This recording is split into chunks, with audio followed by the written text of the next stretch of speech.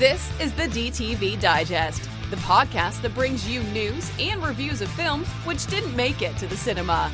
And now, here's your host, Mike Parkin. Hello, everyone, and welcome to the DTV Digest. I'm your host, Mike Parkin, and joining me this evening is Stephen Lockridge. Hello. In this week's episode, we've got two films to cover. We're going to kick off with Self-Driver, and then we have Hunting Party. Our short shot this week is, I'm not going to pronounce it, it's SJOR, Rise of the North. And our DTV throwback is Wargames, The Dead Code. So, without further ado, let's crack on.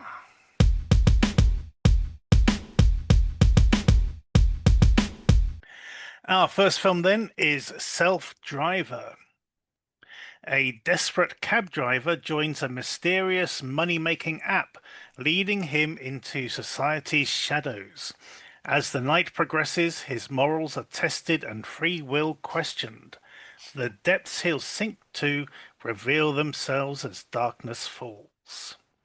Okay, so, Steve, there's this sort of subgenre of thrillers now about, well, taxi drivers, rideshare drivers, films which are sort of, for a majority of their runtime are set within the confines of a vehicle. There have been some really, really good examples of this. There's one called Fox Hunt Drive, which I really do recommend.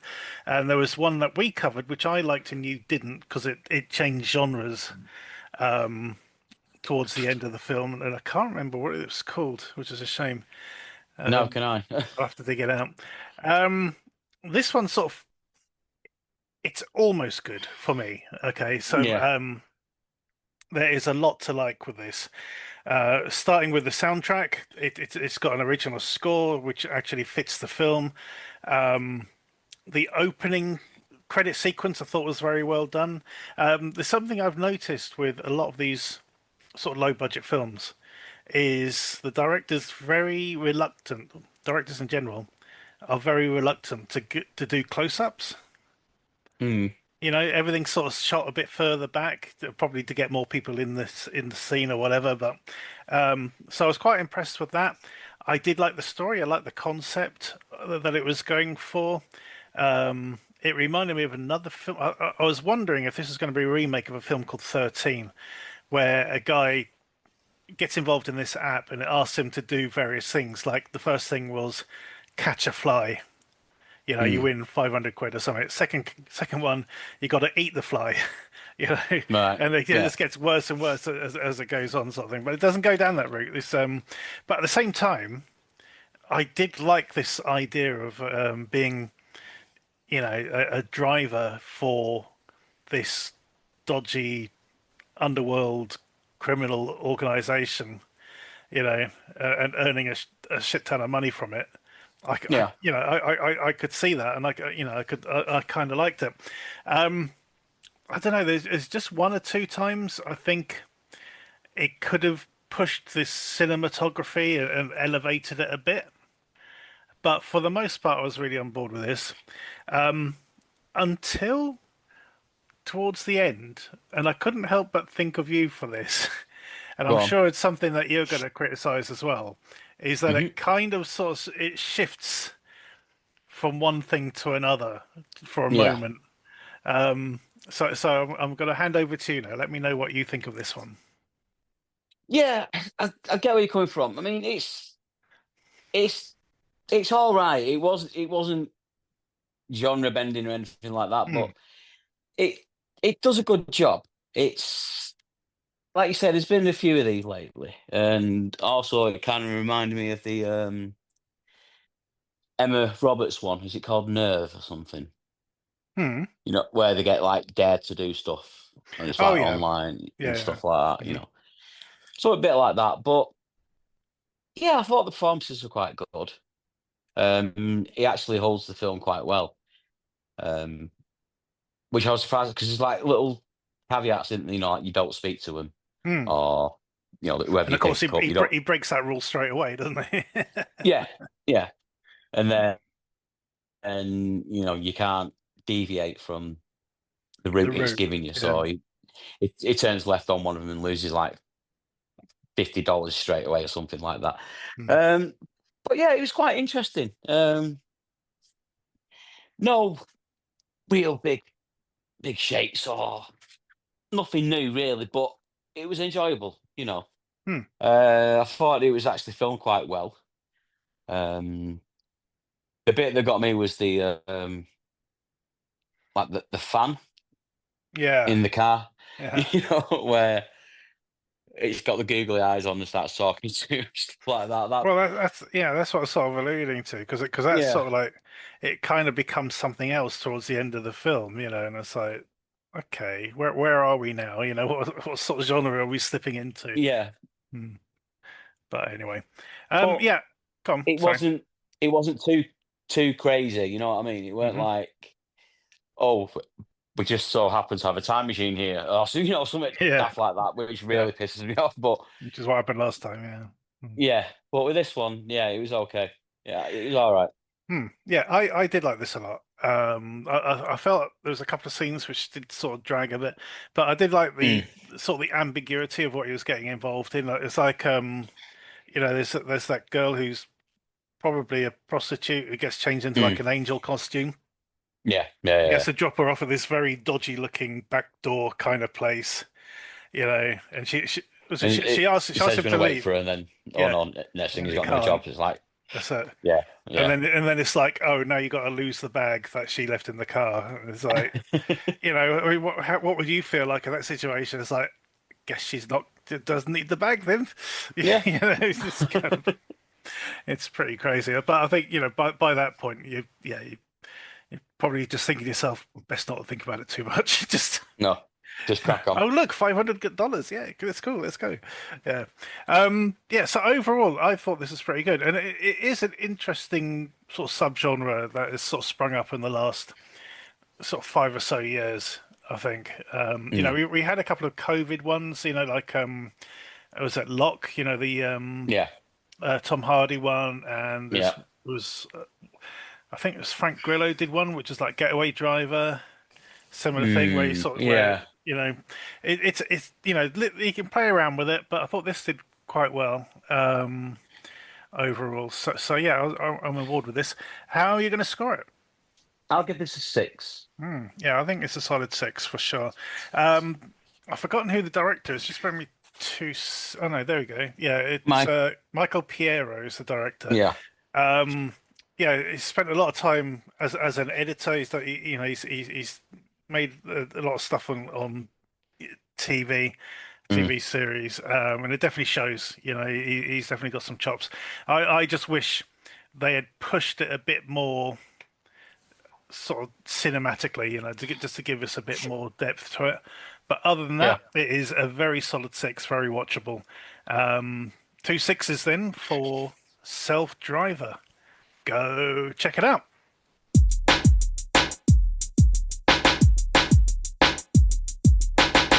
Our next film is Hunting Party. A group of circuit court judges, frustrated at the corrupt legal system, are releasing criminals only to later kidnap and hunt them on a large estate. I'm going to hand straight over to you, Steve. What did you make of Hunting Party?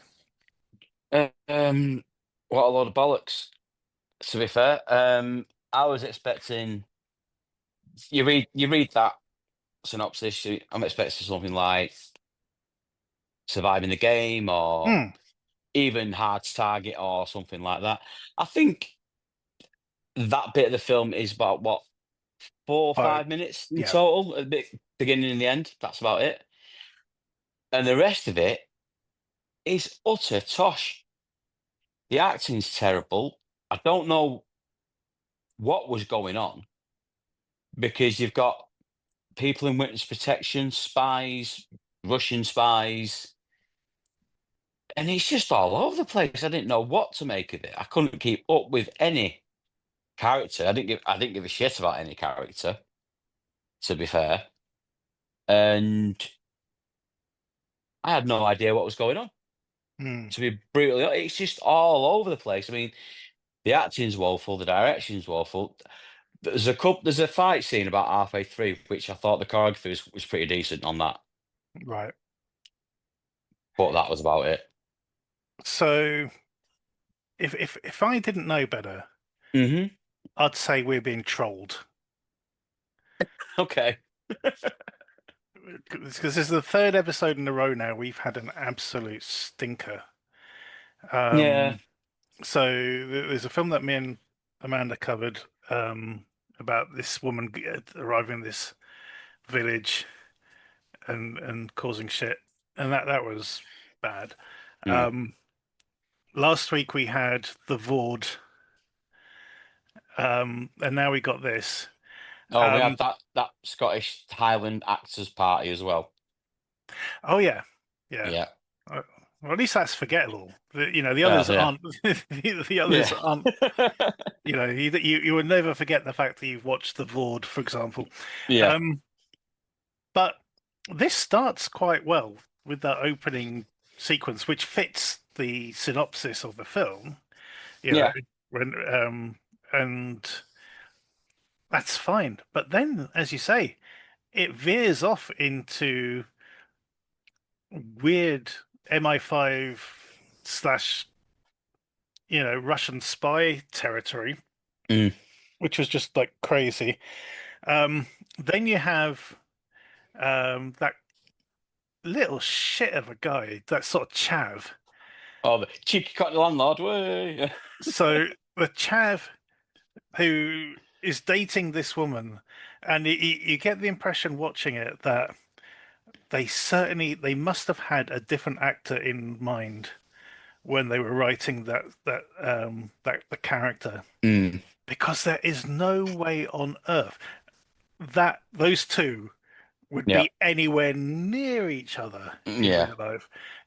I can say this with confidence because I am well versed in the what's the word I'm looking for? I know this all's planned out later. I am well versed in the ways of love. Yeah. I know exactly, you know, with all my experience as a married man, that this would not work. But no, I mean, I was like, what, him and her? Are you sure? Yeah. It Yeah. at all? It just did not work. It was very, very bizarre. No, there's nothing cinematic about this at all. No. There's a sex scene in a jacuzzi. Oh my God, that was hilarious. It was. It's the It, you know, worst.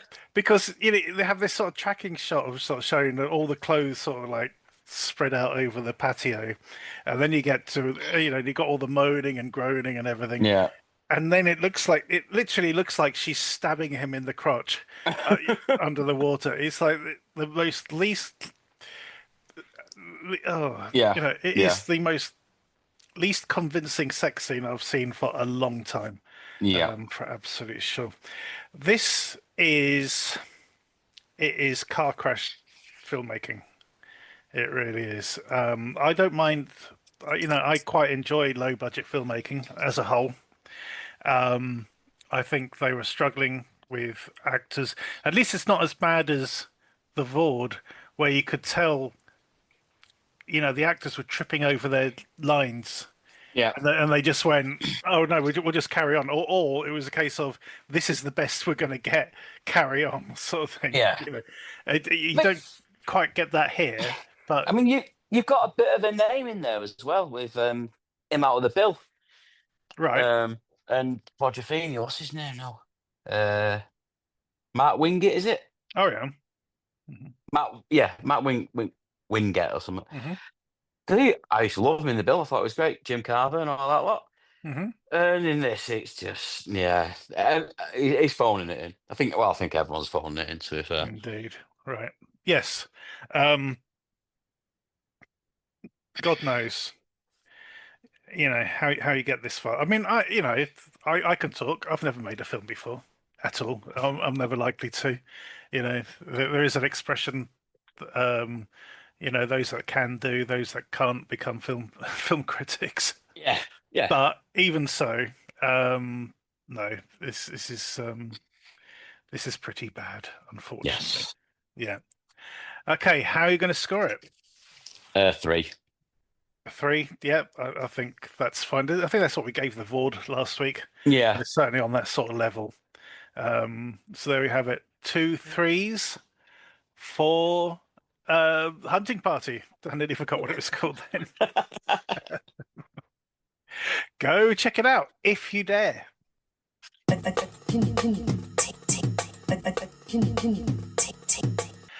Our short shot this week is SJOR, Rise of the North. In a distant future, an ancient artifact falls into the hands of a young girl, making her the only thing standing between an ambitious emperor and divine power.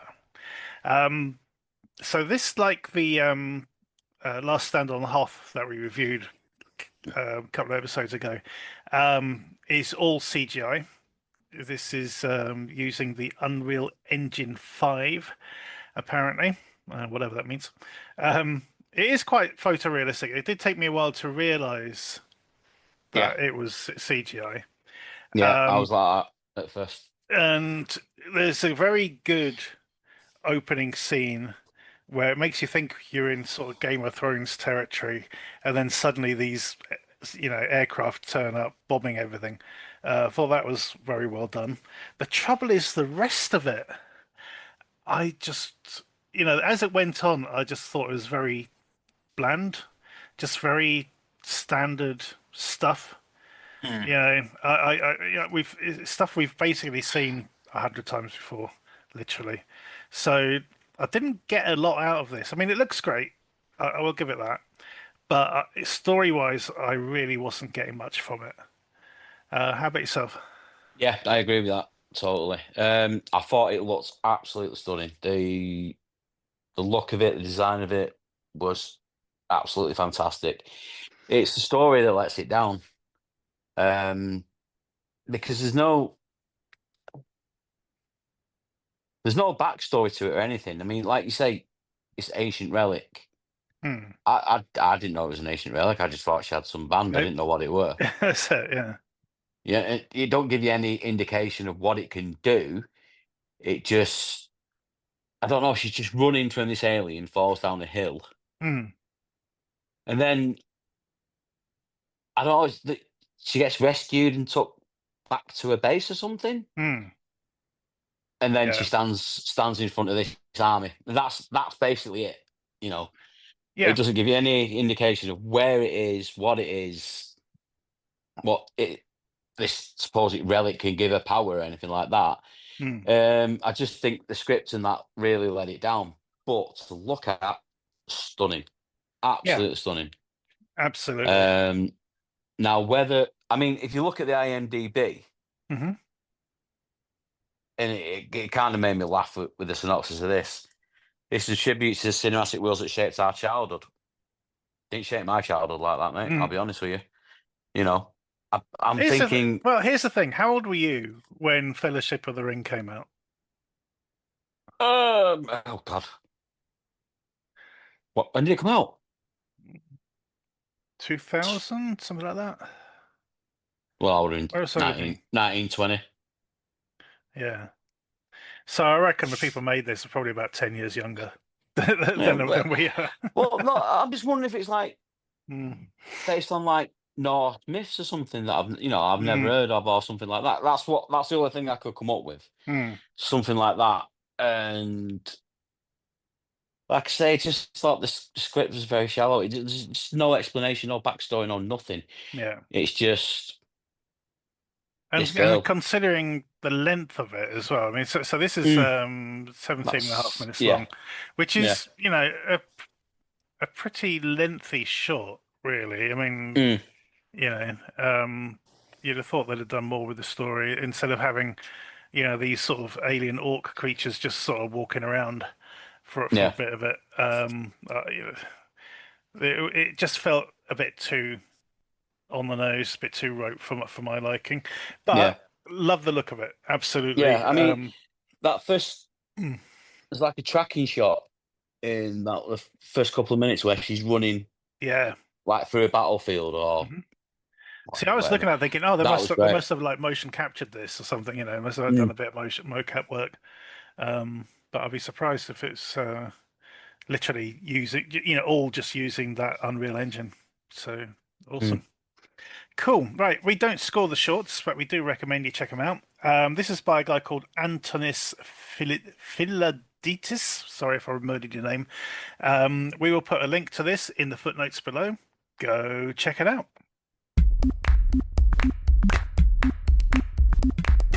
Our DTV throwback this week is Wargames: The Dead Code. The United States Department of Homeland Security is led to believe an American teen hacker playing a terrorist attack simulator game online is a real terrorist out to destroy the US. I had no idea there was a follow-up to War Games. No, I didn't. This came out in 2008, apparently. I don't know if it even reached our shores before. So this pays. It does eventually pay lip service to the original film. It does sort of kind of tie into it. I was thinking this is going to be just a complete sort of standalone thing, but Mm. it does kind of, Well, can yeah, I go just on. ask, Hmm. is this because of the computer that he's got in that thing at the Yeah, end? yeah. Right. I think I have seen War Games, but I was about 4, like Mm. when it came out. So it's been a long, long time since I've seen it. I don't really remember it. That's why I was wondering. Yeah, that was the sort of supercomputer in the first one that got defeated Right. by it got defeated by playing tic-tac-toe. So Right. that's why you see tic-tac-toe pop up a few times.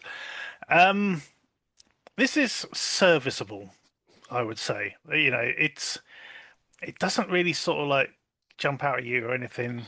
It's not bad, but it's nothing special, I Mm, think. Um, it is kind of interesting, and it does say a lot about how much the US, for example, is um, investing in AI, because this sort of presents this sort of like horrible sequence of events that leads them to believe, oh, this guy's plotting something, because he and his friend borrow money from his neighbor's bank account. They sort of kind of hack into it mhm. to get started on this game, who happens to be Syrian and may or may not actually have ties to, his nephew or someone The out in brother. Syria. Is it brother? That was it. Yeah. The May or brother. may not actually be a terrorist, or is laundering money in his account or something. So it does sort of set up this you know um, series of coincidences, especially with his mum as well, who's like a chemist and has been keeping certain chemicals from her Mm, job or something. All this sort of stuff.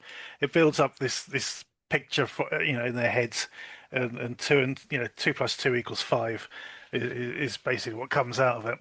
Um, so yeah, it's sort of like a young adult thriller basically with these two kids,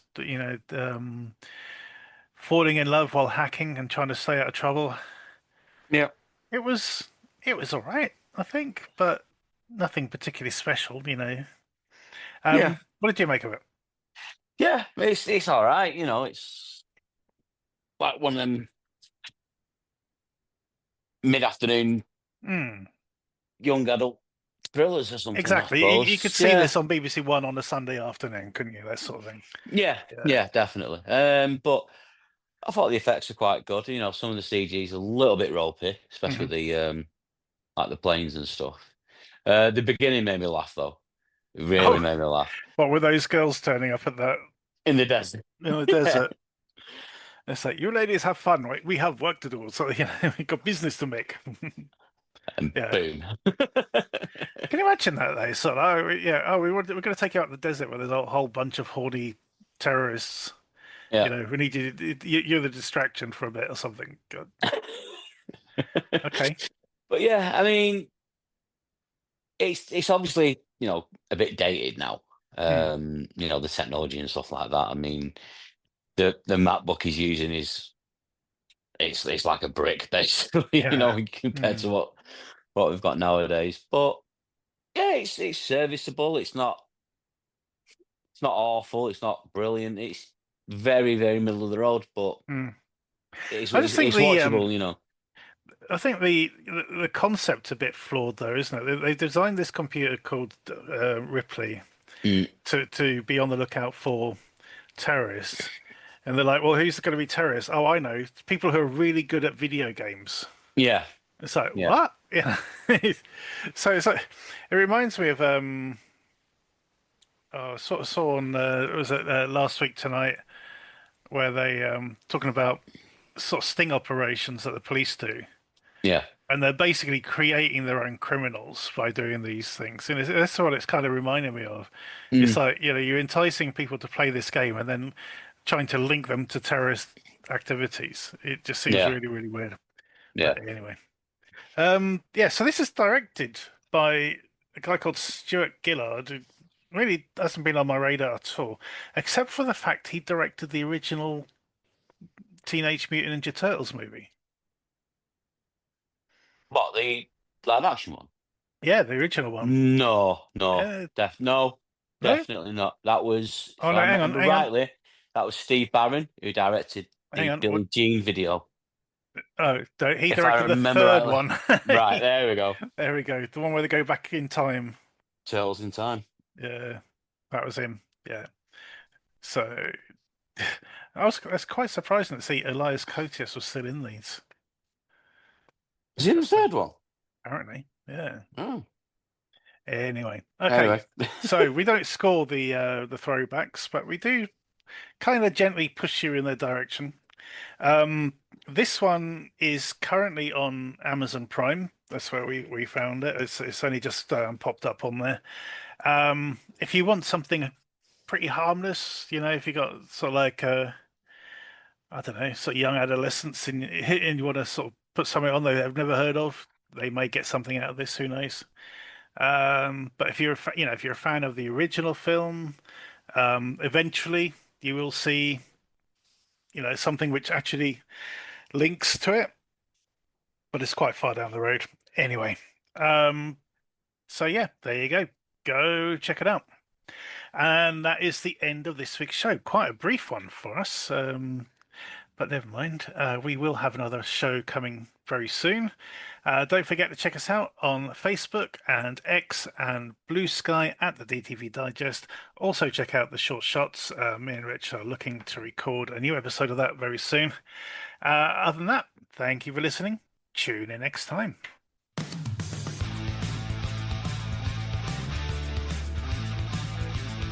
Thank you for listening to the DTV Digest. Let us know your thoughts in the comments and tune in again next time.